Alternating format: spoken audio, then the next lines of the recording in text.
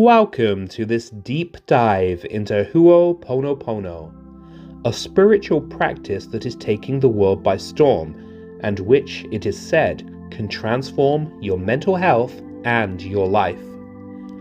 Sadly, many people misunderstand Ho'oponopono, and some believe that it is little more than a prayer that goes, "I'm sorry, forgive me, thank you, I love you." But in actual fact, the proper practice of Ho'oponopono is much, much deeper than this. What is Ho'oponopono? Ho'oponopono is an ancient Hawaiian practice used primarily for forgiveness. At its heart is a 4-step process based on remorse, forgiveness, gratitude, and love. It is believed that through this 4-step process we can correct our wrongs, and that this, in turn, will help us to heal and to live better lives.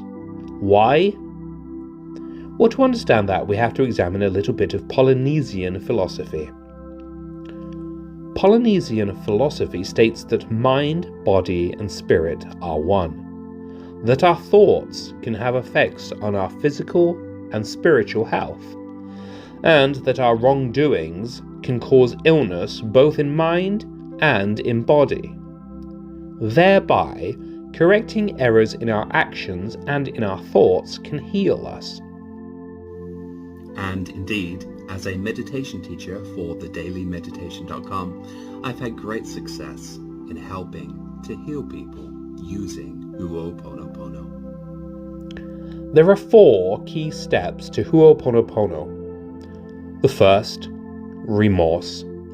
This is the recognition and acceptance that we have done harm, whether it be to someone else, to an animal, to the world, or even to ourselves. Before we can heal, we must begin with a genuine recognition of our wrongdoings. Step 2, forgiveness. This is the stage at which we apologize and ask for forgiveness. As you can imagine, this is not always easy, especially in our closest relationships. Step 3 is gratitude. We must express gratitude both for the person or being or situation we are apologizing for, and also express gratitude for any lessons that we have learned from our experience. And step 4 is love. We finish by expressing love for the person or being. Thus, we have transformed wrongdoing and guilt into love and gratitude. Many people know about the Ho'oponopono prayer. I'm sorry, forgive me, thank you, I love you. This is often used as a mantra in meditation. But many people are surprised to hear that actual traditional proper Ho'oponopono goes much, much further. In the book Change We Must, My Spiritual Journey, Hawaiian scholar Nana Viri states that Ho'oponopono is an ancient practice centered on the idea that breaking spiritual laws, which is called kapu, leads to illness that can only be cured through confession and repentance, usually with the aid of a priest or a kahuna. This is often done as a family. Family members gather together and the wrongdoers admit to their transgressions. This leads to a series of therapeutic conversations in which each person releases, or kala, each other and cuts off the past, which is called oki. The event ends with pani, a ceremony, the eating of limu kala or kala seaweed, and in some areas, mostly Molokai, the giving of a li made from the fruit of a hala tree. So where exactly did the prayer come into it? The Ho'oponopono prayer, which is so well known today, was actually only created in the 1970s. This prayer was basically designed by Mona Nalamaku Simeona as a way to make Ho'oponopono more accessible to Westerners. Simeona, a native Hawaiian kahuna, or priest or healer, owned health spas in Waikiki Beach in Hawaii. There, Simeona treated many notable individuals such as Lyndon P. Johnson, Jackie Kennedy, and Arnold Palmer. However, Simeona noted that most Westerners struggled to connect with some of the more spiritual aspects of Ho'oponopono, and also that the notion of extensive family discussions about transgressions were not likely to happen.